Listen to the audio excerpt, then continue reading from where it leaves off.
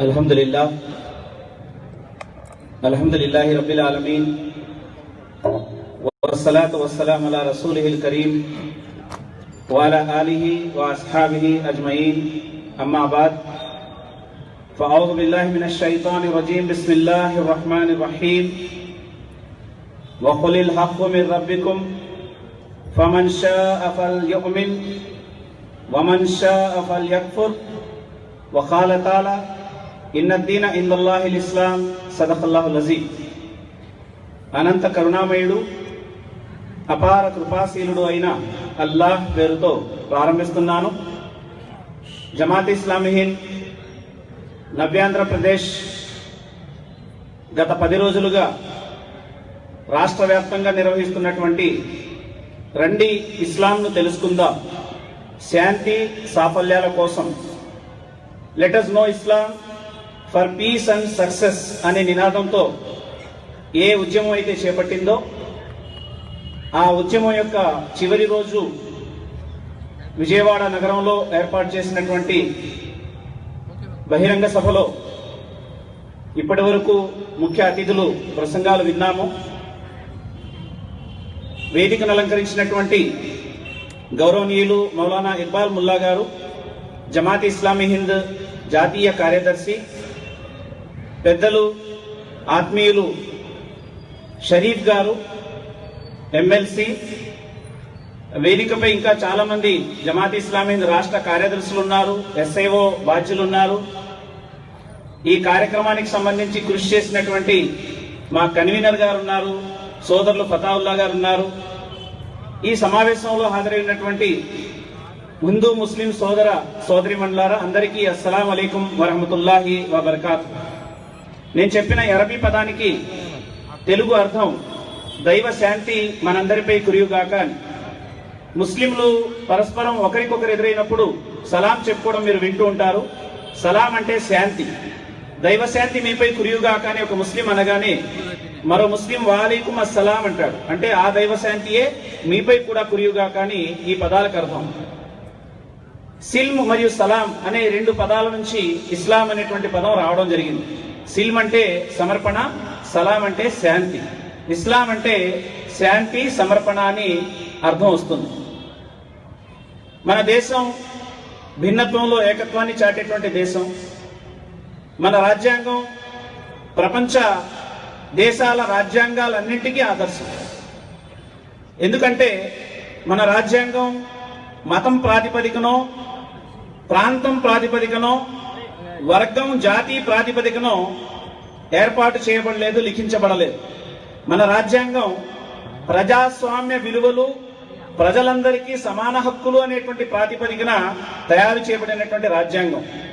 అందుకని మన రాజ్యాంగంలో ఆర్టికల్ 21 నుంచి 30 వరకు ఉన్నటువంటి ఆర్టికల్స్ మనం చదివినప్పుడు హృదయం ఆనందంతో ఉప్పొంగిపోతుంది ఒక భారతీయుడిగా. ఎందుకంటే వాక్ స్వాతంత్రపు హక్కు, భావ ప్రకటన స్వేచ్ఛ, తనకు ఇష్టం వచ్చినటువంటి మతాన్ని అనుసరించేటువంటి హక్కు, దాన్ని ప్రచారం చేసుకునేటువంటి హక్కు, ఈ విధంగా ఏవైతే ప్రాథమిక హక్కులు ఉన్నాయో వాటితో పాటుగా తాను ఆచరించేటువంటి సాంస్కృతిక హక్కుల్ని కూడా మన రాజ్యాంగం ప్రతి భారతీయ పౌరునికి కూడా ప్రసాదించింది. నిజంగా భారతదేశంలో జన్మించడం అనేది మనందరికీ అదృష్టంగా మనందరం తప్పనిసరిగా భావించాలి. మహాశైలారా, మన రాజ్యాంగం మనకు కల్పించినటువంటి మరొక ప్రధానమైన సౌలభ్యం ఏమిటి అంటే పరస్పర అభిప్రాయ మార్పిడి ద్వారా ఒకరి గురించి ఒకరు అర్థం చేసుకోవడం. విభిన్న మతాలు, విభిన్న జాతులు, విభిన్న వర్గాల ప్రజలు నివసిస్తున్నటువంటి మన దేశంలో పరస్పర అభిప్రాయ మార్పిడికి ఎప్పటి వరకు అయితే అవకాశాలు ఉంటాయో అప్పటి వరకు ప్రజల మధ్య సఖ్యత ఉంటుంది, సుహృద్భావ వాతావరణం ఉంటుంది, సమైక్యత ఉంటుంది. పరస్పర అభిప్రాయ మార్పిడికి ఎప్పుడైతే ద్వారాలు మూయబడతాయో, ఎప్పుడైతే భావ ప్రకటన స్వేచ్ఛ గొంతు నొక్కబడుతుందో అప్పుడు ప్రజల మధ్య అనుమానాలు మొదలవుతాయి. అనుమానాల కారణంగా విద్వేషాలు మొదలవుతాయి. ఈ విద్వేషాల అగ్నిలో మరికొంత ఆజ్యం పోసి దాన్ని స్వార్థ శక్తులు ఉపయోగించుకుంటాయి. కనుక మన దేశం లౌకికవాదం మీద నిలబడాలి అంటే, మన దేశంలో ప్రజాస్వామ్య విలువలు ఎల్లవేళలా స్థిరంగా ఉండాలి అంటే మన దేశంలో ప్రజలందరూ మనసు విప్పి ఒకరు మాట్లాడుకునేటువంటి అవకాశం ఎల్లవేళలా ఉండాలి. ఇక రెండో విషయం ఏమిటంటే, ఒక దేశం సర్వతోముఖాభివృద్ధి సాధించింది అని ఎప్పుడు చెప్పగలుగుతామంటే, ఆ దేశంలోని అన్ని వర్గాల ప్రజలకు ఫలాలు, అవి ప్రభుత్వం అందించేటువంటి ఫలాలు కానివ్వండి, లేక ప్రకృతి పరంగా లభించే ఫలాలు కానివ్వండి, ఏవైనప్పటికీ కూడా ఆ దేశంలో ఉన్నటువంటి ప్రజలు అన్ని వర్గాల వారికి కూడా సమానమైనటువంటి ప్రాతినిధ్యం అన్ని రంగాలలో కూడా లభించినప్పుడు మాత్రమే ఆ దేశం సర్వతోముఖాభివృద్ధి సాధించింది అని చెప్పొచ్చు. కొంతమంది ప్రజలు భయభ్రాంతులకు గురయ్యి, కొంతమంది ప్రజలు ఎంతో దిక్కులేనటువంటి జీవితం గడిపేటువంటి పరిస్థితికి గురై, కొంతమంది ప్రజలు పేదవారిగానో దారిద్ర్య రేఖకు దిగుగానో బ్రతుకుతూ ఉండి, కొంతమంది గుప్పెడు మంది కోటీశ్వరులు దేశాన్ని ఏలేటువంటి పరిస్థితి కనుక ఉన్నట్లయితే ఆ దేశం అభివృద్ధి పథంలో ఎన్నో సంవత్సరాలు నడుస్తుంది అని మనం ఎంత మాత్రం చెప్పలేము. టోయిన్బీ అనేటువంటి తత్వవేత్త కూడా చెప్పిన మాట ఏమిటంటే, అతను అదే అంటాడు, ఒక దేశంలో ఆ దేశం సమగ్రంగా అభివృద్ధి చెందాలి అంటే ఆ దేశంలో అందరికీ సమానమైనటువంటి న్యాయం లభించాలి, అందరికీ సమాన ప్రతిపత్తి లభించాలి, తద్వారాయే ఆ దేశం ముందుకు వెళ్ళగలుగుతుంది. ఒకవేళ ఆ దేశంలో స్వార్థం లేక బంధుప్రీతి, ఆశ్రిత పక్షపాతం లేక మరిన్ని ఏదైనా చెడులు చోటు చేసుకున్నట్లయితే ఆ అభివృద్ధి భౌతికంగా కనబడిన అనతి కాలంలోనే ఆ అభివృద్ధి కుంటుపడుతుంది, ఆ సమాజం వెనుకబడిపోతుంది అని చెప్పడం జరిగింది. కనుక మహాశైలారా, నా సోదరులారా మరియు సోదరిమణులారా, మన దేశం, మన రాజ్యాంగం మనకి ఇచ్చినటువంటి హక్కుని మనం పొందేటువంటి ప్రయత్నం రాజ్యాంగబద్ధంగా చేయడం అనేటువంటిది మన అందరి బాధ్యత. ఈ క్యాంపెయిన్ ఏదైతే మేము నిర్వహించామో 10 రోజుల నుంచి నడుస్తుందో, ఈ క్యాంపెయిన్ ముఖ్య ఉద్దేశం ఏమిటంటే, ఈ రోజు ప్రపంచవ్యాప్తంగా ఇస్లాం పట్ల అనేక అపోహలు ఉన్నాయి. 1, 2 కాదు. ఒక రకంగా చెప్పాలంటే ప్రపంచంలో అత్యధికంగా అపోహలకు గురై ఉన్నటువంటి ధర్మం ఏదన్నా ఉందంటే అది ఇస్లాం అని చెప్పొచ్చు. రెండవది, ప్రపంచంలో అత్యధికంగా నష్టానికి గురవుతున్న వాళ్ళు, ప్రాణ నష్టానికి కానీ మరి ఏ నష్టానికైనా గురవుతున్నటువంటి సమాజం ఏదన్నా ఉందంటే అది ముస్లిం సమాజం అని ఖచ్చితంగా చెప్పొచ్చు. ఈ మాట నేను ఏదో స్టేజ్ మీద అవకాశం వచ్చింది కదా అని భావోద్వేగంలో చెప్పే మాట కాదు, నివేదికలన్నీ ఇవే చెప్తున్నాయి. ఇప్పుడు స్వామీజీ మాట్లాడి అదే మాట్లాడారు, మన వక్తల్లో కొంతమంది అదే విషయాన్ని మాట్లాడటం జరిగింది. ఎంత పరిస్థితి ఉంది అంటే, ఒకవైపు పీడించేవాడు ముస్లిమే, మరోవైపు పీడించబడేవాడు ముస్లిమే. ఒకవైపు దౌర్జన్యపరుడు ముస్లిమే, మరోవైపు దౌర్జన్యానికి గురయ్యేవాడు ముస్లిమే. ఇదెక్కడ చోద్యం అండి? ఒక వస్తువు ఒకేసారి నల్లగాను తెల్లగాను ఎక్కడ కనబడుతుంది? అయితే అది నల్లగానే ఉండాలి లేదా తెల్లగానే ఉండాలి. ఒకవైపు వీడు ఉగ్రవాది, మరోవైపు ఉగ్రవాదిలో చచ్చిపోయినటువంటి బాధితుడు. ఇదెక్కడ గొడవ ఇది? అంటే దీని వెనకాల ఒక అంతర్జాతీయ స్థాయిలో కుట్రలు జరుగుతున్నాయి, ఇంటర్నేషనల్ ఫినామినా దీని వెనకాల నడుస్తోంది అనే విషయం చాలా స్పష్టంగా ఎవరైతే న్యూస్ పై వ్యూస్ పెడతారో వాళ్ళకి ఇట్టే అర్థమైపోతుంది. ఎవరైతే లోతుగా పరిశీలన చేస్తారో, విశ్లేషణ చేస్తారో వాళ్ళకి ఇట్టే అర్థమైపోతుంది. ఒకవేళ ఇస్లాంకు ఉగ్రవాదానికి సంబంధం ఉన్నట్లయితే, ముస్లింలు ఉగ్రవాదులు అనేటువంటి ప్రచారంలో సత్యం ఉన్నట్లయితే, పాశ్చాత్య దేశాల్లో ఉధృతంగా వ్యాపించబడేటువంటి ధర్మం ఇస్లాం అని ఎందుకు చెప్తాయి నివేదికలు? మొన్న మధ్య వచ్చినటువంటి టైమ్స్ ఆఫ్ ఇండియా న్యూస్ లో కూడా అమెరికాలో, బ్రిటన్ లో ఇత్యాది దేశాల్లో సంవత్సరానికి కొన్ని లక్షల మంది ఇస్లాం స్వీకరిస్తున్నారు. అంటే ఇక్కడ సత్యం మరొకటి ఉంది, కానీ ప్రచారం మరొకటి జరుగుతోంది. దీనికోసమే పాశ్చాత్య దేశాల మేధావులు, మన భారతదేశంలో కూడా విజ్ఞులైనటువంటి మత పండితులు, అనేక మంది మేధావులు ఏం ఆలోచిస్తున్నారంటే, అసలు ఇస్లాం పట్ల ఇంత ద్వేషం ఎందుకు? ఇస్లాం అంటే కొంతమంది ఎందుకు మండిపడుతున్నారు? ఆ ఇస్లాంలో అసలు ఏం శక్తి ఉందని ఇంత బాధపడుతున్నారు? ముస్లింలు అంటే ఇంత విద్వేషం ఎందుకు? అసలు ఎందుకు జరుగుతుంది అబ్బా అని చెప్పి చదవడం ప్రారంభిస్తున్నాడు, అధ్యయనం చేయడం ప్రారంభిస్తున్నారు, రీసెర్చ్ చేయడం ప్రారంభిస్తున్నారు. ఆ తర్వాత ఇస్లాంకి ఫేవర్ గా వాళ్ళు మారిపోతున్నారు. స్వామి లక్ష్మీ శంకరాచార్య గురించి ఇప్పుడే మాట్లాడుకున్నాం మనం. వారు కూడా ఇస్లాం కా ఉగ్రవాద్ కా ఇతిహాస్, ఇస్లాం యొక్క ఉగ్రవాద చరిత్ర అనే ఒక పుస్తకం రాశారు స్వామీజీ. అది రాస్తే అది కొన్ని వేల కాపీల్లో అది అమ్ముడుపోయింది. ఆ తర్వాత ఆయన్ని ఒక సాధారణ ముస్లిం వెళ్ళి, అయ్యా మీరు విజ్ఞులు, చాలా మేధావి, చాలా తెలివైన వారు, చాలా మంచివారు కూడాను, మీరు ఇలా పుస్తకం రాస్తారని నేను కల్లో కూడా ఊహించలేదు. దయచేసి ఇదిగో ఈ ఖురాన్ గ్రంథాన్ని, ముహమ్మద్ ప్రవక్త వారి జీవితాన్ని చదవండి అని చెప్పి హిందీ భాషలో స్వామీజీకి ఆ 2 పుస్తకాలు గిఫ్ట్ గా ఇచ్చాడు ఒక ఆయన. ఇస్తే స్వామీజీ తీసుకుని చదవడం ప్రారంభించారు. చదవడం ప్రారంభించిన తర్వాత ఆయన నాతో పంచుకున్నటువంటి విషయాలు మీతో నేను చెప్తున్నాను. బెంగళూరులో, సికింద్రాబాద్ లో ఆయనతో పాటు నేను కార్యక్రమాల్ని పాల్గొనడం జరిగింది. ఆయన ఏమంటారంటే, రఫీక్ గారు నాకు కొన్ని రాత్రులు నిద్ర కరువైపోయిందండి అంటాడు. ఎన్ని రోజులు ఎన్ని రాత్రులు నేను ఏడ్చానో నాకే తెలియదండి, అంత ఏడ్చాను నేను అని చెప్తున్నారు. చెప్తూ ఏమంటున్నారంటే, నేను పశ్చాత్తాపడ్డాను, చివరికి నేను చాలా పెద్ద దుర్మార్గం చేశానని చెప్పి గ్రహించి నా చేత ఎవరైతే పుస్తకం రాయించారో వాళ్ళ దగ్గరికి వెళ్ళి నా పుస్తకానికి నేనే కౌంటర్ పుస్తకం రాయాలనుకుంటున్నానని చెప్పారు. చెబితే వాళ్ళు, స్వామీజీ మీకు మతికిరిపోయిందా, అలాంటి పని మాత్రం చేయకండి అని వాళ్ళు అన్నారు. కానీ నేను సంకల్పించుకున్నాను, పుస్తకం రాశాను, ఇస్లాం ఉగ్రవాద్ యా ఆదర్శవాద్ అని చెప్పి ఒక పుస్తకం వల్ల ఆయనే కౌంటర్ పుస్తకం రాశారు. అయితే ఈ పుస్తకమే ఇందాక మనం స్వామీజీ చేతుల మీదే ఇప్పించడం జరిగింది. వెనకాల వారి ఫోటో కూడా ఉంది. అంటే ఇక్కడ చెప్పే విషయం ఏమిటంటే, ఒక ధర్మం గురించి, ఒక మార్గం గురించి తెలుసుకోవాలి అంటే ఆ ధర్మానికి సంబంధించినటువంటి ప్రామాణికమైన కొన్ని గ్రంథాలు ఉంటాయి. వాటి ద్వారా ఆ ధర్మాన్ని తెలుసుకోవాలి. హైందవ ధర్మం గురించి తెలుసుకోవాలి అంటే వేదోపనిషత్తులు, భగవద్గీత ఇవి చదువుతూ మనం హైందవ ధర్మం గురించి అర్థం చేసుకోవాలి. అంతే తప్ప హైందవుల్ని చూసి హైందవ ధర్మాన్ని అర్థం చేసుకోవడానికి అవకాశం లేదు. అందులో చెడ్డవాళ్ళు ఉంటారు, మంచి వాళ్ళు ఉంటారు. క్రైస్తవుల్ని చూచి క్రైస్తవాన్ని అర్థం చేసుకోకూడదు.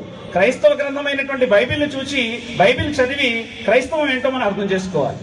అలాగే ముస్లింలు ఇస్లాం గురించి ఎవరైనా అర్థం చేసుకోవాలి అంటే ఇస్లాంకు కొలమానమైనటువంటి గ్రంథాలు, ప్రామాణిక గ్రంథాలు దివ్య ఖురాన్ మరియు ముహమ్మద్ ప్రవక్త వారి సాంప్రదాయం. వీటిని అధ్యయనం చేయాలి, వీటిని చదవాలి. అప్పుడు ఇస్లాం యొక్క నిజభావం ఏమిటి, వాస్తవ విషయాలు ఏమిటో ప్రజలకు అర్థమవుతాయి. కనుక ఇక్కడ స్వామీజీ చేసిన పని కూడా అదే.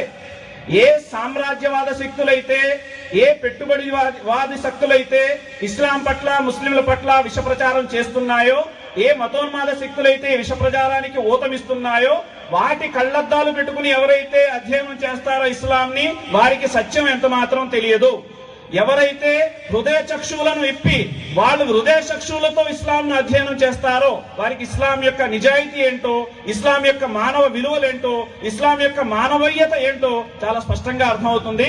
దానికి లక్ష్మీ శంకరాచార్య యొక్క ఉదాహరణే మన ముందు సజీవ తారకాణం.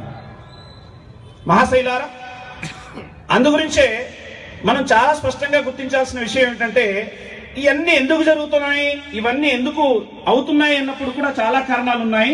కారణాల్లోకి వెళ్లేటువంటి అవకాశం అయితే మనకు లేదు. కానీ ముఖ్యంగా 2 ముక్కలు మాత్రం నేను ఈ విషయం చెప్పాలి. అదేమిటంటే, ముస్లింలు ఎక్కడైతే ఎక్కువ మంది నివసిస్తున్నారో అరబ్ దేశాల్లో, అక్కడ సహజంగానే చమురు నిక్షేపాలు చాలా ఎక్కువగా ఉన్నాయి. చమురు నిక్షేపాల మీద ఎవరి పట్టయితే ఉంటుందో వారు ప్రపంచాన్ని శాసించే అధికారాన్ని పొందుతారు. ఇది సహజం, మనందరికీ తెలుసు. ఇప్పుడు చమురు నిక్షేపాల మీద వేరొక దేశం పట్టు సాధించాలి అంటే ఆ దేశం అస్థిరతకు గురైనా, లేక అక్కడ సార్వభౌమాధికారం దెబ్బతిన్నా, లేక అక్కడ అంతర్యుద్ధాలు వచ్చి ఆ దేశం అతలాకుతం అయినప్పుడు మాత్రమే మరొక దేశం వెళ్లి ఆ దేశం మీద పట్టు సాధించడానికి అవకాశం ఉంటుంది. ఇది ఒక కుట్ర. అరబ్ దేశాల్లో అనిశ్చితి కలిగించడం, పెద్దన్న పాత్ర పోషిస్తూ అక్కడ వారు వెళ్లి కూర్చోవడం, తద్వారా ఆ దేశాల మీద పట్టు సాగిస్తూ ప్రచారం మాత్రం మరొక వైపు ఏం జరుగుతుంటుంది అంటే ఇస్లామో ఫోబియో అని ఏదైతే అంటామో అది ప్రచారం జరుగుతూ ఉంటుంది. ఎందుకంటే స్వార్థ శక్తుల చేతుల్లోనే చాలా ప్రచార ప్రసార సాధనాలు పనిచేస్తున్నాయి. కనుక నేను ఎవరిని విమర్శించడం లేదు, విమర్శించడం కోసం మీటింగ్ పెట్టలేదు, క్యాంపెయిన్ చేయడం లేదు. కొన్ని వాస్తవాలు మాత్రం మనం చెప్పుకోవాల్సిన అవసరం ఉంది కాబట్టి ప్రస్తావిస్తున్నాను. నేను చిన్నప్పుడు 4వ తరగతిలో ఒక కథ చదివాను. ఆ కథకి అనుగుణంగానే పరిస్థితులు ఉన్నాయని చెప్పి అనిపిస్తూ ఉంటుంది ఇప్పటికి కూడా. ఒక బ్రాహ్మణ పండితుడు గృహ ప్రవేశానికి మంత్రాలు చదివి ఆయన గృహ ప్రవేశం కల్పించినందుక ఒక ఇంటి యజమాని ఏం చేశాడంటే, ఆ నూతన గృహ యజమాని అతనికి ఒక గోవుని దానంగా ఇచ్చాడు. ఆ గోవును తీసుకుని పండితుడు వెళ్తున్నాడు. మన లెసన్స్ లో ఉంది ఈ పాఠం. అయితే ఒక 3 దొంగలు దారి కాచి ఆ గోవును కాజేయడానికి ప్రయత్నం చేశారు. వాళ్ళు ఏం ప్లానింగ్ చేసుకున్నారంటే, ఒక దొంగ ఒక కార్నర్ లో నిలబడి, అయ్యా బ్రాహ్మణోత్తమ, మీరు మహాపండితులై ఉండి గాడిదను కూడా తీసుకెళ్తున్నారేంటి అన్నాడు. అనగానే ఈ యొక్క బ్రాహ్మణ పండితుడికి కోపం వచ్చింది, చిరెత్తుకొచ్చింది. ఏ భడవా, నీకు కళ్ళు కనబడటం లేదా? గాడిదని అంటావు ఏంటరా, గోవును పట్టుకొని అని చెప్పి తిట్టాడు. అక్కడి నుంచి ఆ గోవును తీసుకెళ్ళడం మొదలు పెట్టాడు. రెండో దొంగ కొంత దూరం వెళ్ళిన తర్వాత ఎక్కి ఉన్నాడు. వాడి ఎదురుకొచ్చి, స్వామీజీ అపచారం అపచారం, ఏమిటండి మీరు గాడిదని కూడా తీసుకెళ్తున్నారు అన్నాడు. అనగానే అది ఆ బ్రాహ్మణోత్తముడికి ఒకసారి గాడిదగాను కనబడుతుంది, మరొకసారి గోవుగాను కనబడటం మొదలైంది. అక్కడ డౌట్ మొదలైంది ఇతనికి. అయినా సరే నిలదొక్కుని, నువ్వు తప్పు చెప్తున్నావురా, నీ కళ్ళు కనబడటం లేదా అని చెప్పి తిట్టి పంపించేసి ఆ గోవును తీసుకెళ్తున్నారు. మూడో చోటకు వెళ్ళిన తర్వాత స్వామి మళ్ళీ బ్రాహ్మణోత్తముడి దగ్గరికి ఆ దొంగ ఇంకొక దొంగ వచ్చి ఏమన్నాడంటే, అయ్యా ఎంత పెద్ద నేరం చేస్తున్నారు మీరు, ఏమిటిది మీరు గాడిదని తీసుకెళ్తున్నారేంటి అనగానే ఆ గోవు కాస్త ఆయనకి గాడిదిగా కనబడటం మొదలైంది. చివరికి దాన్ని వదిలేసి ఆ గృహ యజమాని తిట్టుకుంటూ శాపనార్థాలు పెట్టుకుంటూ బ్రాహ్మణ పండితుడు వెళ్ళిపోయాడు. ఆ దొంగలు సక్సెస్ సాధించారు. ఈ రోజు మీడియా ఇస్లాం విషయంలో ఇదే చేస్తుంది. ఒక మాటని మాటి మాటికి చూపించి ప్రజల మనోమస్తిష్కాల్లో ఎంత లోతుగా దట్టించడం జరుగుతుంది అంటే, ఇస్లాం అంటేనే ఒక భయంకరమైనటువంటి ధర్మంగా, గెడ్డం టోపీ ఉంటేనే ఒక భయంకరమైనటువంటి ఉగ్రవాదిగా చిత్రీకరణ జరిగేటువంటి పరిస్థితి మనం కనబడుతోంది. ఎంత దారుణమైన పరిస్థితి ఉంది అంటే, కొన్ని చోట్ల ఆశ్చర్యపోవాల్సి వస్తుంది, పడవలసి వస్తుంది. ఇంటి కోసం అద్దెకి వెళ్ళినప్పుడు మొత్తం అద్దె గురించి అన్ని మాట్లాడిన తర్వాత మీరు ఎవరండి అనగానే ముస్లింలు అంటే తలుపు ముఖం మీదే వేసి ముస్లింలకి అద్దెకి ఇవ్వండి అని చెప్పి తలుపేసుకున్న రోజులు కూడా ఉన్నాయి. మహాశైలారా, ఇక్కడ మనం ఆలోచించాల్సిన అవసరం ఉంది. ఒకటి ఏది ఎంత ప్రచారం జరిగినా, మీడియా ప్రచారం జరిగినా, ఏం జరిగినా సరే ప్రజలు ఎందుకు నమ్ముతున్నారు? రెండు కారణాలు ఉన్నాయి. మౌలానా ఇక్బాల్ ముల్లా గారు కూడా ప్రస్తావించారు ఈ విషయం. ఒక కారణం ఏమిటంటే, ఇస్లాం దాని నిజ స్వరూపంలో ప్రజల వరకు వెళ్ళలేదు.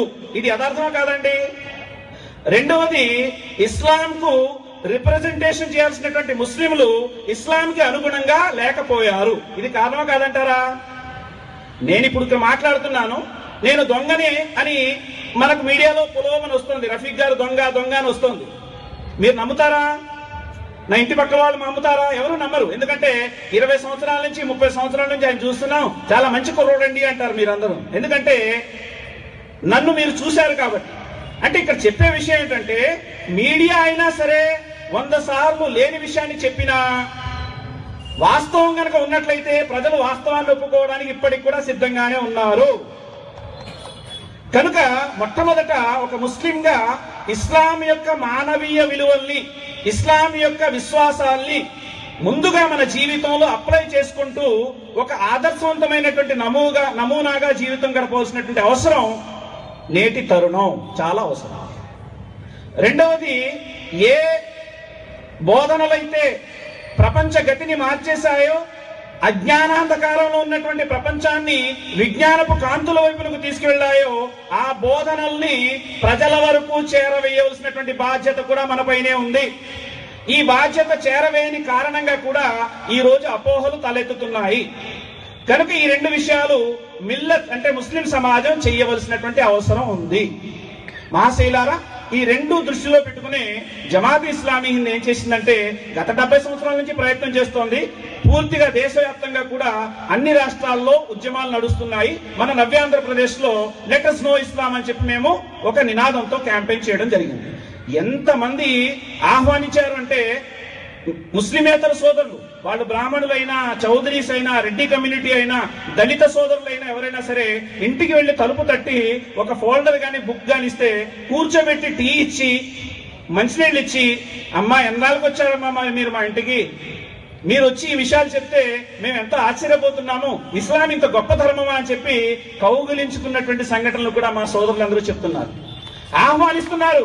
రండి, మా మనసులు సత్యాన్వేషణ చేస్తున్నాయి, మేము ఇప్పుడున్నటువంటి సమస్యలకు సంబంధించి మనశ్శాంతి కోసం అన్వేషిస్తున్నాం, మా సమస్యల పరిష్కారం కోసం మేము అన్వేషిస్తున్నాం, మీరు రండి అని సాదరంగా నవ్యాంధ్రప్రదేశ్ లో ఉన్నటువంటి ప్రతి గుమ్మం, ప్రతి పల్లె, ప్రతి కుగ్రామం కూడా ఆహ్వానించిందని చెప్పి నాకు వచ్చేటువంటి రిపోర్ట్లు మాకు వస్తుంటే ఆనంద పరవశులు అయిపోయాము. సర్వోన్నతుడైనటువంటి అల్లాకు వేల కృతజ్ఞతలు మేము తెలియజేసుకున్నాం.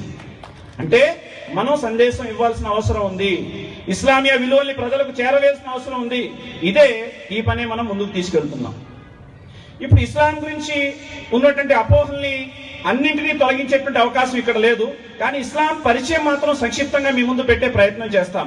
మొట్టమొదట ఇస్లాం అంటే దీన్ని అనువాదం నేను ప్రస్తావించాను. ఇస్లాం అనేది ఒక మతమో లేక ఒక వర్గం వారు ఆచరించేటువంటి కొన్ని సంస్కృతి సంప్రదాయాలు, కొన్ని విశ్వాసాల సంచయమో ఇది ఎంత మాత్రం కాదు. ఇస్లాం అంటే సమగ్ర జీవన వ్యవస్థ, కంప్లీట్ కోడ్ ఆఫ్ లైఫ్. ఇదే ఇస్లాం.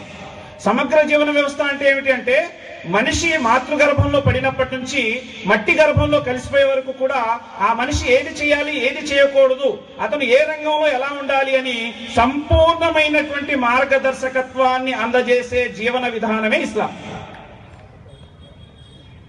స్వామి లక్ష్మీ శంకరాచార్య గారు తన ప్రసంగంలో చెప్పిన మాట మీరు విన్నారు ఇప్పుడే.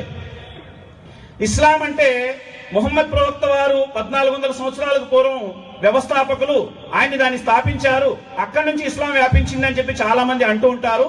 కానీ ఇది వాస్తవం కాదు అని చెప్తూ ఆయన ఏమన్నారంటే ఇస్లాంని సనాతన ధర్మం అని ప్రస్తావించడం జరిగింది. ఆయన రాసినటువంటి 2 ముక్కలే ఉన్నది ఉన్నట్టుగా చదవడం భావ్యం కాబట్టి నేను మీ ముందు చదువుతున్నాను. స్వామీజీ ఏమంటున్నారంటే ఏకేశ్వరవాదమైనటువంటి ఇస్లాం ధర్మం సనాతనమైంది. ఇది ఈ ప్రపంచంలో ఆది నుంచి ఉంది. అదేవిధంగా ఇస్లామియా ఏకేశ్వరవాదం వివిధ దేశాల్లో వివిధ పేర్లతో విరాజిల్లింది. భారతదేశంలో ఇది సనాతన వైదిక ధర్మం, వేదాలు ఉపనిషత్తులు గీత రూపంలో పొందుపరచబడి ఉంది. కొందరు హిందూ సోదరులు ఇస్లాం అరేబియా నుంచి వచ్చిన హిందువుల విరోధి అయిన ధర్మమని భ్రమసి ఉన్నారు. తొలుత నేను కూడా అలాగే అనుకున్నాను. ఇస్లాం వాస్తవికత తెలిసిన తర్వాత ఇది అరేబియా నుంచి కానీ అరబ్బుల కోసం కానీ వచ్చింది కాదని నాకు తెలిసొచ్చింది. ఇది దేవుని తరపు నుండి వచ్చింది, కేవలం ముస్లింల కోసమే కాదు సమస్త మానవ జాతి కోసం వచ్చింది అనే విషయాన్ని నేను గ్రహించాను అని స్వామీజీ ప్రస్తావించడం జరిగింది.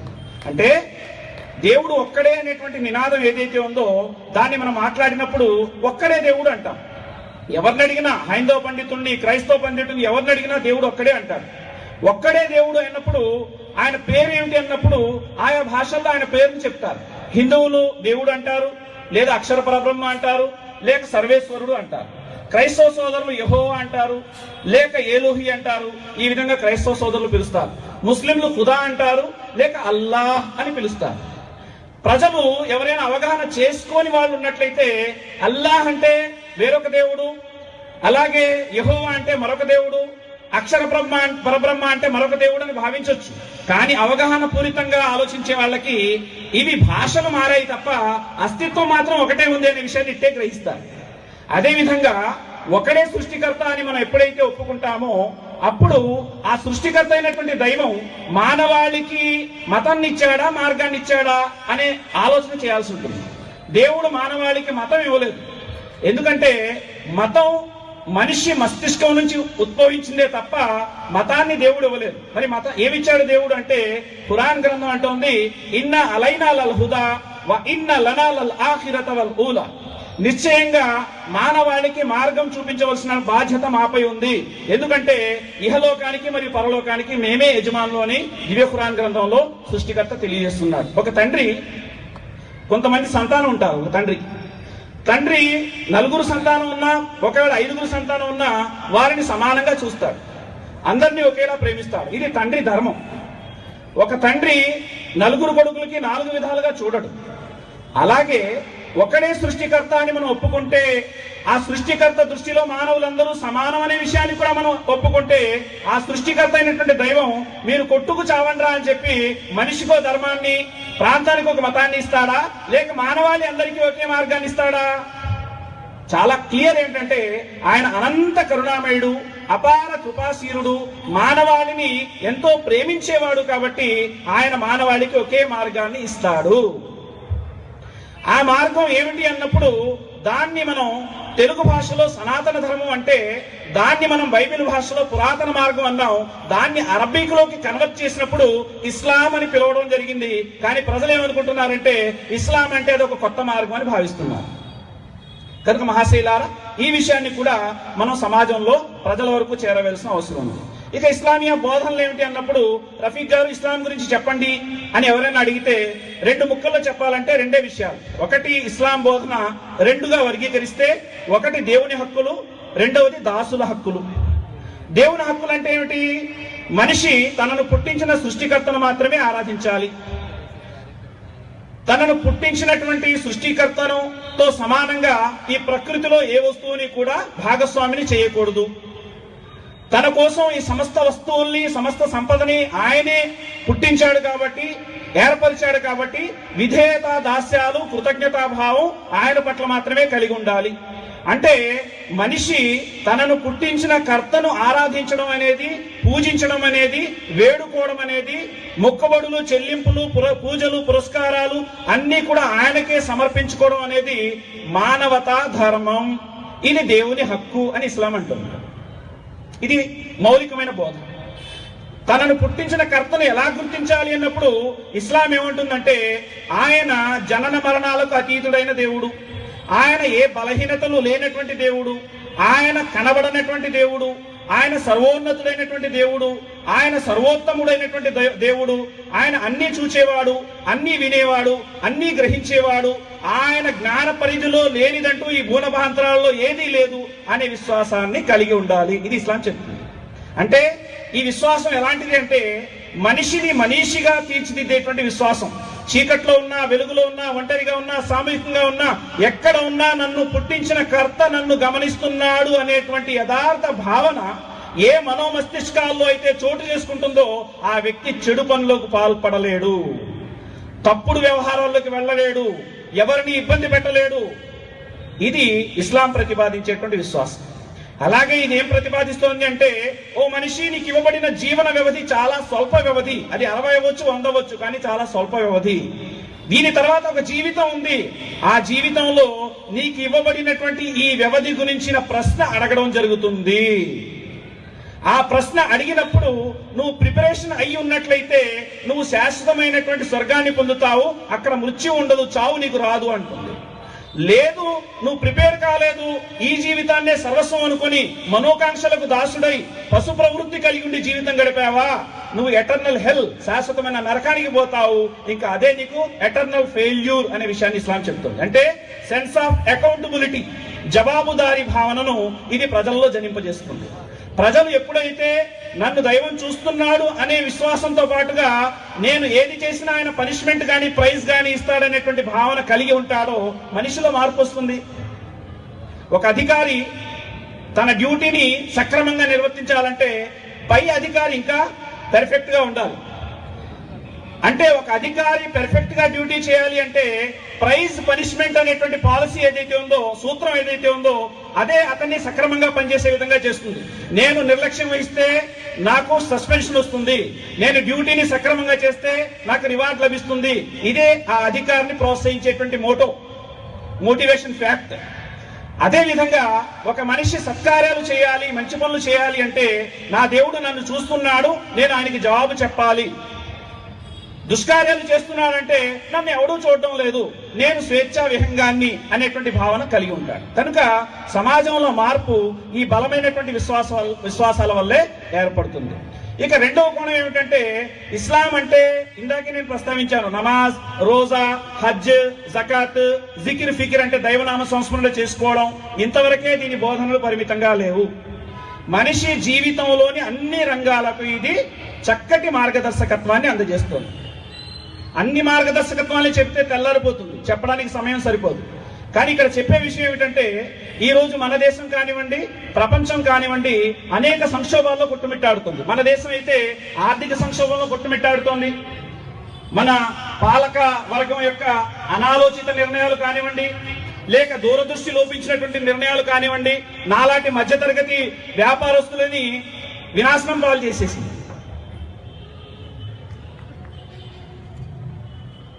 ఆర్థిక వ్యవస్థ మొత్తం ఏమైపోయిందంటే కొన్ని క్యాపిటల్ శక్తుల చేతుల్లోకి వెళ్ళిపోయింది. ఎంత దారుణమైన పరిస్థితి అంటే, వారు గుప్పెడు మంది ఉంటారు, వేళ్లతో లెక్క పెట్టగలరు వాళ్ళని, కానీ వారు ఈ రోజు దేశాన్ని శాసించేటువంటి స్థితిలో ఉంటారు. ఎందుకంటే ధనం అంతా కూడా అక్కడికి వెళ్ళిపోయింది. పేదవాడు మరింత పేదవాడిగా మారిపోతున్నాడు, ధనవంతుడు మరింత ధనవంతుడిగా మారిపోతున్నాడు. పేదల మధ్యతరగతి కుటుంబాల్లో ఒక రకమైనటువంటి అసహనం చోటు చేసుకుంటుంది.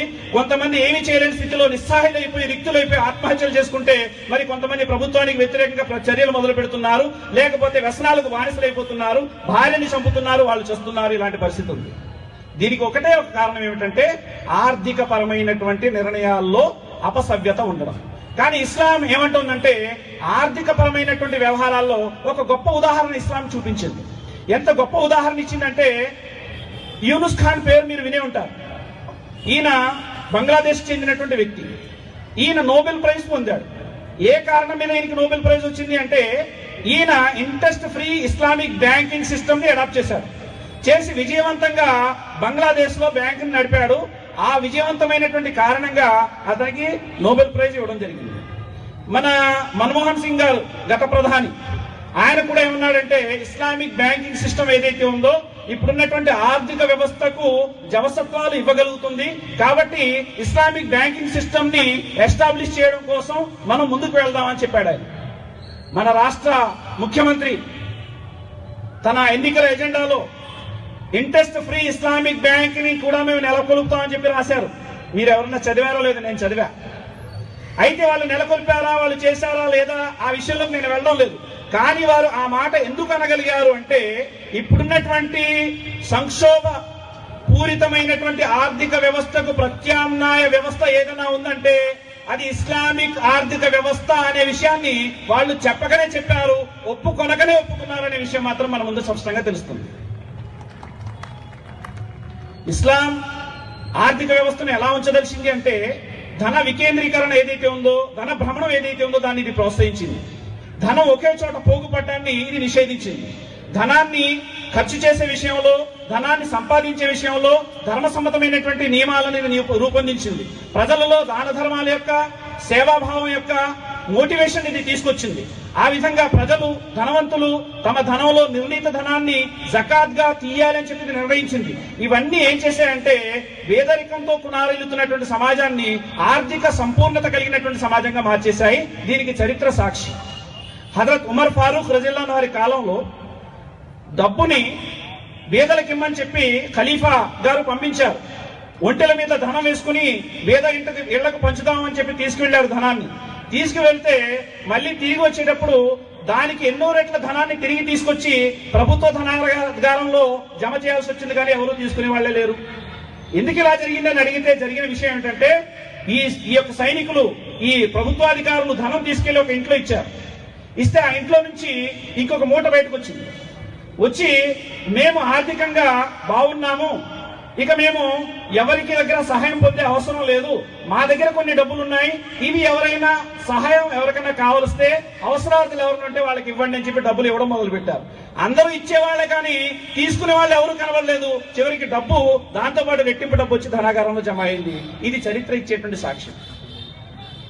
చాలా మంది అంటూ ఉంటారు, ఎవరికైనా కమ్మళ్ళు కప్పినా, లేక ఎవరికైనా కొన్ని డబ్బులు దానం చేసినా, లేక ఏ అమ్మాయి పెళ్లికో, పేద అమ్మాయి పెళ్లికో ఏదైనా డబ్బులు ఇస్తే పెద్ద పెద్ద కటౌట్లు వేయించుకుని ఆ ఫోటోలతో సహా దానకర్ణులుగా ఫీల్ అయిపోతూ ఉంటారు. కానీ ఇస్లాం ఏమంటుందంటే, నువ్వు ఒక పేదవాడికి నువ్వు డబ్బులు ఇస్తున్నావు, పేదవాడికి నువ్వు సహకరిస్తున్నావు, నువ్వు ధనవంతుడు, నువ్వు సహకరించడం అనేటువంటిది నీ దానశీలతో లేక నీ దయాగుణమో నీ యొక్క దానత్వాన్ని ప్రకటించుకోవడం కోసమో కాదు. అసలు విషయం ఏమిటంటే, పేదవాడికి సహకరించడం అనేది నీ బాధ్యత, నీ వల్ల సహకారం పొందడం అనేది వాడి హక్కు. నువ్వు గనక వాడి హక్కును నువ్వు చెల్లించకపోతే ఆ హక్కు విషయంలో కూడా రేపు దేవుని దగ్గర సమాధానం చెప్పాల్సి ఉంటుంది, జాగ్రత్త అంటుంది. ఎవరైతే దాన ధర్మాలు, సహకారం తీసుకునే వారి హక్కు అని చేస్తారో వాళ్ళు ఎంత నిష్కర్షగా, ఎంత నిజాయితీగా, ఎంత నిబద్ధతతో దాన్ని పే చేస్తారో మనందరికీ తెలుసు. ఇది ఇస్లామీయ ఆర్థిక వ్యవస్థకు మూలస్తంభం. అందుకని అమర్త్య సేన్ అంటాడు, ముస్లింల దగ్గర ఒక మంత్రదండం ఉంది, ఆ మంత్రదండాన్ని కనుక ముస్లింలు సక్రమంగా ఉపయోగిస్తే ఆర్థిక అసమానతలు ఉండవంటాడు.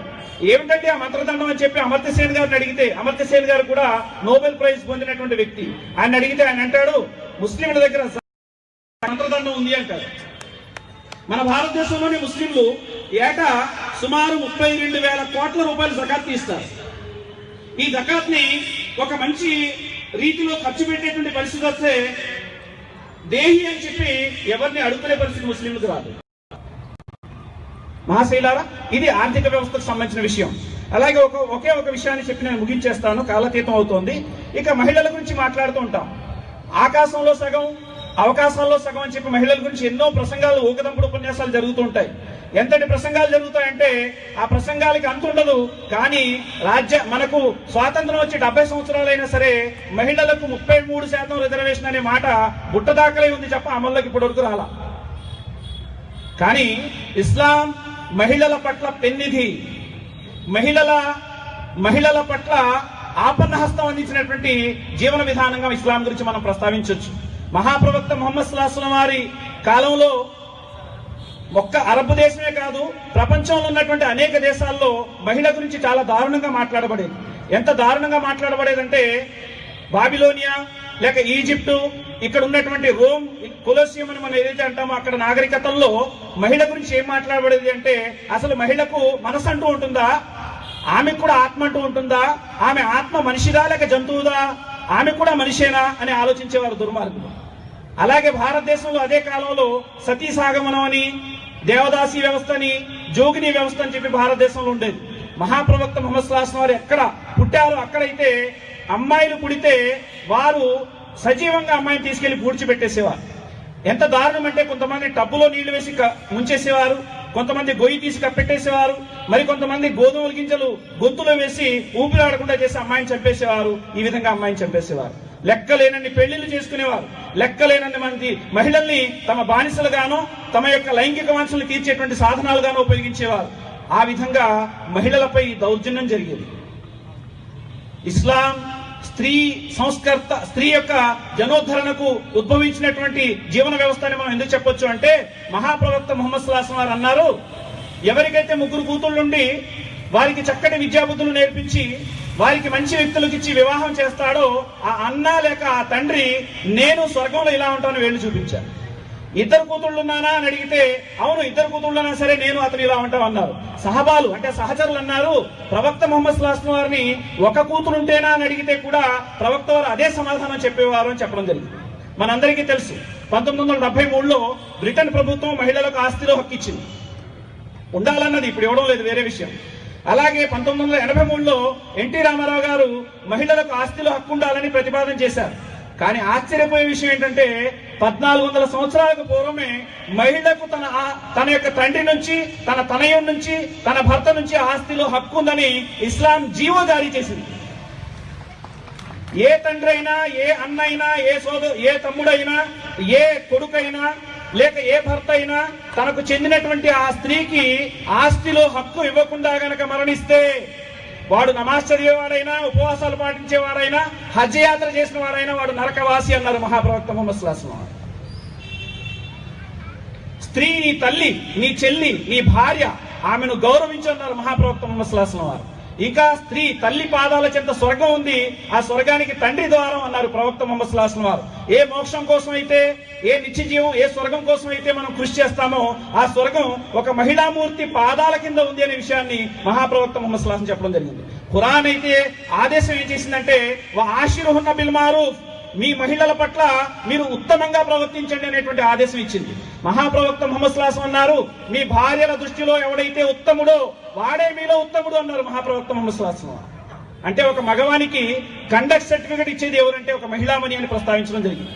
ఈ విధంగా మనం మహిళల హక్కులకు పూర్తి ప్రాతినిధ్యం వహించి మహిళల హక్కుల్ని పూర్తిగా ప్రసాదించిన ధర్మంగా మనం ఇస్లాం చెప్పొచ్చు. భారతదేశంలో ఇప్పటికి కూడా మనం చూస్తున్నాం, సంవత్సరానికి 1,60,00,000 మంది అమ్మాయిలు పుడతారు. 15 సంవత్సరాలు అవగానే సుమారు 62 లక్షల మంది అమ్మాయిలు చచ్చిపోతారు. అది భ్రూణ హత్యల వల్ల కానివ్వండి, అంటే పుట్టిన తర్వాత చంపేయడం కానివ్వండి, లేక పౌష్టికాహార లోపం వల్ల కానివ్వండి, లేక వ్యాధి నివారణలు పడి కానివ్వండి, ఈ విధంగా లేక భర్త అత్తమామలు కట్నం కోసం వేధించి కాల్చి చంపడం కానివ్వండి, మొత్తానికి 1,60,00,000 మంది పైగా పుడితే 60 లక్షల మందిగా పైగా అమ్మాయిలు చనిపోతున్నారు. మనం ఇంకా చూస్తే భారతదేశం యొక్క డేటాలో మనం చూస్తే ప్రతి 30 నిమిషాలకి ఒక పురిటాలు అంటే బాలింతరాలు లేకపోతే రక్తహీనత కలిగినటువంటి ఒక మహిళామణి లేక పౌష్టికాహారం లోపించినటువంటి అమ్మాయి చనిపోతున్నారు మన భారతదేశంలో. కానీ ఇటువైపు మాట్లాడే వాళ్ళు ఎవరు ఉండరు, కానీ వేరే వేరే వైపులో మాట్లాడుతూ అందలాలు ఎక్కడానికి మాత్రం ప్రయత్నం చేస్తూ ఉంటారు. కానీ ఇస్లాం మహిళలకు సంపూర్ణమైనటువంటి స్వేచ్ఛనిచ్చింది, మహిళలకు ఉన్నతమైనటువంటి గౌరవాన్ని ఇచ్చింది, మహిళలకు సముచితమైనటువంటి స్థానాన్ని ఇచ్చింది. పరదా ఎందుకు ఇచ్చింది అంటే, ఈ పరదా కేవలం ఆమె ఆత్మరక్షణ కోసం, ఆమె పరాయి పురుషుడు యొక్క చూపుల ధాటికి వాడి నుంచి దౌర్జన్య బారిన పడకుండా రక్షించబడడం కోసం ఒక తెర తప్ప, ఆమె అభివృద్ధికి పరదా ఎంత మాత్రం ఆటంకం కాదు అనే విషయాన్ని ఇస్లాం చాలా స్పష్టంగా సూచించింది. అందుకని ఇస్లామీయ చరిత్రను మీరు చూస్తే, మొహమ్మద్ ప్రవక్త సల్లల్లాహు అలైహి వసల్లం వారి కాలంలో మొట్టమొదటి హాస్పిటల్ కట్టించబడితే ఆ హాస్పిటల్ కి మొట్టమొదటి డాక్టర్ ఎవరో తెలుసా అండి? ఒక మహిళామణి, హజరత్ జైనబ్ రజియల్లాహు అన్హా, ఆప్థాల్మజిస్ట్. మరో డాక్టర్ ఎవరో తెలుసా అండి? ఆమె కూడా మహిళామణి, హజరత్ బర్ఖా రజియల్లాహు అన్హా. ఈమె ఆ కాలపు బెస్ట్ గైనకాలజిస్ట్. మరి ఆ కాలంలో సహచరులు ఎవరైతే ఉన్నారో, మొహమ్మద్ ప్రవక్త వారి సహచరులు, ప్రవక్త సల్లల్లాహు అలైహి వసల్లం వారి తర్వాత సుమారు ఖలీఫాలందరూ కూడా ఏదైనా విషయం వస్తే, మేధోపరమైన విషయాలు వచ్చినా, సమస్యాత్మక విషయాలు వస్తే పరిష్కరించుకోవడానికి ఎవరి దగ్గరికి వెళ్ళేవారు తెలుసా అండి? ఒక మహిళామణి దగ్గరికి, హజరత్ ఆయిషా సిద్దిఖా రజియల్లాహు అన్హా. ఈ విధంగా మహిళలు ప్రగతి పథంలో వికసించినటువంటి కాలం అది. ఈ రోజు నా సోదరి మండలికి కూడా ఈ వేదిక ద్వారా చెప్పేది ఏమిటంటే, ఇస్లాంపై లేక ఇస్లాంలో మహిళల స్థానంపై ఏ ప్రచారం జరుగుతుందో దాన్ని ఒక మగవాడిగా నేను ఖండించడం కాదు, నా చెల్లాయిలు, నా సోదరి మండలు, నా తల్లులు ఖండించాలి. ఇస్లాంలో మేము స్వేచ్ఛను అనుభవిస్తున్నామని మీడియా ముందుకు వచ్చి చెప్పగలగాలి. ఇది స్వేచ్ఛ ఇస్లాంలో ఉంది, ఇది సముచితమైన సహజమైనటువంటి స్వేచ్ఛ అని నా సోదరి మండలు చెప్పగలగాలి. అంటే ఆ స్థాయిలో వారు చదువుకోవాలి, ఆ విధంగా వికాసం చెందాలి. మహాశైలారా, చాలా విషయాలు కాలాతీతం అవుతుంది. ఈ విధంగా ఇస్లాం ఆర్థిక వ్యవస్థకు, సామాజిక వ్యవస్థకు, నైతిక వ్యవస్థకు, రాజకీయ వ్యవస్థకు, పర్యావరణానికి, మహిళల హక్కులకు ఒక చక్కటి మార్గదర్శకత్వాన్ని అందజేస్తుంది. ఇది ఇస్లామీయ బోధనలో అత్యంత ప్రధానమైనటువంటి విషయాలు కనుక సంపూర్ణమైనటువంటి అధ్యయనాన్ని చేయడానికి మీరు ఉద్యుక్తం కండి అనేటువంటి విషయాన్ని నేను తెలియజేస్తూ ఒక చిన్న సంఘటన చెప్పి ముగించేస్తాను. యూరోప్ కి చెందినటువంటి ఒక వ్యక్తి ఇస్లాం స్వీకరించారు. ఆయన ఇస్లాంకు వ్యతిరేకంగా కొన్ని పుస్తకాలు కూడా రాసున్నాడు. ఇస్లాం స్వీకరిస్తే ఒక రిపోర్టర్ వెళ్లి, అయ్యా మీరు ఇస్లాము మొహమ్మద్ అంటేనే మండిపడతారు కదా, మీరు ఇస్లాం ఎందుకు స్వీకరించారయ్యా అని అడిగారు. అడిగితే ఈయనేమన్నాడంటే, నేను ఇప్పటి వరకు ఏ ప్రచారం అయితే జరుగుతుందో ఆ కళ్ళద్దాలు పెట్టి నేను ఇస్లాంను గ్రహించాను, చూశాను. కానీ నా హృదయ చక్షువుల ద్వారా నేను చూడటం మొదలుపెట్టిన తర్వాత నేను మొహమ్మద్ ప్రవక్త వారి శిష్యుణ్ణి అయ్యి ఉండలేకపోయాను అన్నాడు. కాకుండా ఉండలేకపోయాను అన్నాడు. శిష్యుణ్ణి కాకుండా ఉండలేకపోయాను అన్నాడు. సరే, అయితే మీకు ఏ విషయం మిమ్మల్ని ఆకర్షించింది అని చెప్పి ఆ రిపోర్టర్ అడిగినప్పుడు ఆయన చెప్తున్నాడు. ఏమంటున్నాడంటే, మొహమ్మద్ ప్రవక్త వారు కూర్చుని ఉన్నారు సల్లల్లాహు అలైహి వసల్లం, కొంతమంది సహచరులు కూడా కూర్చుని ఉన్నారు దర్బార్లో, ఆ మీటింగ్ లో. ఈలోగా ఒక వ్యక్తి పరుగుని వచ్చాడు. వచ్చి, ప్రవక్త, నా పిల్లాడు కొన్ని రోజుల నుంచి కనబడడం లేదు, తప్పిపోయాడు, వాడు ఎక్కడున్నాడో తెలియడం లేదు, మీరు దువా చేయండి నా పిల్లాడు దొరకాలని అన్నాడు. ప్రవక్త ముహమ్మద్ సల్లల్లాహు అలైహి వసల్లం చేతులెత్తి, ఓ అల్లా అతని పిల్లవాడిని అతనికి అప్పజెప్పు అని దువా చేశారు. ఈ చేసేలోగానే ఒక వ్యక్తి ఆ దర్బార్లోకి వచ్చి, నీ పిల్లవాడు అంటున్నావు, ఫలానా పోలికలు ఉన్నవాడు వాడేనా అన్నాడు. అవునండి అంటే, ఆ పిల్లాడు పొలాల్లో ఆడుకుంటున్నాడు, వెళ్ళి తెచ్చుకోవయ్యా అన్నాడు. తండ్రి మనసు ఉవ్విళ్ళూరుతుంది, కొడుకు తప్పిపోయి దొరుకుతున్నాడంటే పరుగున వెళ్తున్నాడు. ఈలోగా విశ్వకారుణ్యమూర్తి తిరిగి అతన్ని పిలిపించాడు. తిరిగి వచ్చాడు. వచ్చిన తర్వాత, నువ్వు నీ బిడ్డ దగ్గరికి వెళ్ళి ఏమని పిలుస్తావయ్యా అని అడిగారు ముహమ్మద్ సల్లల్లాహు అలైహి వసల్లం. అడిగితే, చిట్టి తండ్రి, నా పేగు, కన్న పేగు ఎక్కడికి వెళ్ళిపోయేవారాను అని చెప్పి వాడిని కౌగిలించుకుంటాను, ముద్దులతో వాడిని నింపేస్తాను అని చెప్పాడు. చెప్తే మహాప్రవక్త ముహమ్మద్ సల్లల్లాహు అలైహి వసల్లం అన్నారంటే, నీ కొడుకుకు నువ్వు నిత్యం ఏ పేరు పెట్టయితే పిలుస్తావో ఆ పేరు పెట్టే పిలు. వాడి చెయ్యి పట్టుకుని ఇంటికి తీసుకెళ్లిన తర్వాత ముద్దులు ముచ్చట్లు ఇంటి దగ్గర తీర్చుకో, అక్కడ మాత్రం చెయ్యొద్దు అన్నారు. ఇదేంటిది? కన్న కొడుకుని కన్న తండ్రి ప్రేమించడంలో తప్పేంటి? ఆ నిశ్శబ్దాన్ని ఛేదిస్తూ మహాప్రవక్త ముహమ్మద్ సల్లల్లాహు అలైహి వసల్లం అంటున్నారు, నీ పిల్లవాడు అక్కడ ఒంటరిగా లేడు, నీ పిల్లవాడు అనేక మంది పిల్లలతో ఆడుకుంటున్నాడు. నువ్వు గనక వెళ్లి చిట్టి తండ్రి నాయన అని కౌగిలించుకుని నువ్వు ఏడవడం మొదలు పెడితే, అక్కడ ఎవరైనా అనాథ పిల్లలుంటే వారికి వాళ్ళ తండ్రి గుర్తొస్తాడు, ఆ తండ్రి గుర్తొచ్చి వాళ్ళు బాధపడతారు. ఆ విధంగా పసి హృదయాల్ని బాధ పెట్టడం కూడా పాపం అవుతుంది. ఆ పాపానికి కూడా దేవుడికి సమాధానం చెప్పాలి, జాగ్రత్త అని హెచ్చరించడం జరిగింది. అంటే పసి హృదయాల్ని బాధ పెట్టే కూడా పాపం అవుతుందనేటువంటి ధర్మం పాశవికంగా మానవాళిని హత్య చేయమని చెప్తుందా? ఈ విషయాన్ని నేను గ్రహించాను, ఇస్లాం స్వీకరించకుండా ఉండలేకపోయాను అని చెప్పడం జరిగింది. కనుక మహాశైలారా, మీరందరూ కూడా, ఇక్కడున్న హిందూ, ముస్లిం, క్రైస్తవ సోదరులు సోదరిమణులు అందరూ కూడా ఇస్లాంని ఒకసారి అధ్యయనం చేయవలసిందిగా, నిష్కర్షగా ప్రేమపూర్వకంగా ఒకసారి అధ్యయనం చేయవలసిందిగా నేను మీ ముందు అభ్యర్థిస్తూ, మనందరి సృష్టికర్త అనేటువంటి దైవం మీకు నాకు మనందరికి కూడా సత్యాన్ని తెలుసుకుని సఖ్యతగా ఉండేటువంటి భాగ్యాన్ని కలుగజేయాలని, మన దేశంలో ఉన్నటువంటి అనైతికత అనైక్యత అనేటువంటి జాడ్యాలని పూర్తిగా తొలగించి ఈ దేశాన్ని ఒక ఉన్నత నైతిక భారతావనిగా దేవుడు తీర్చిదిద్దాలని మనస్ఫూర్తిగా దైవాన్ని వేడుకుంటూ నా ప్రసంగాన్ని ముగిస్తున్నాను.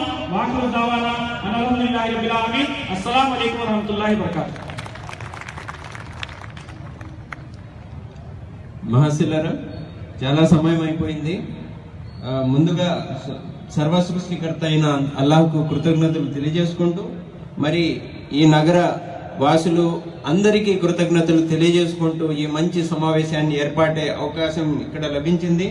ఆ తర్వాత అలాగే ఈ కార్యక్రమానికి విచ్చేసినటువంటి మహానులు, మరి పెద్ద స్వాముల వారు, మరి అదే విధంగా మరి విజయవాడ సెంట్రల్ ఎమ్మెల్యే అయినటువంటి బొండా ఉమామహేశ్వరరావు గారు, మరి అదే విధంగా నగర మేయర్ అయినటువంటి శ్రీ శ్రీధర్ గారు, అదే విధంగా అహ్మద్ షరీఫ్ గారు ఎమ్మెల్సీ గారు, అదే విధంగా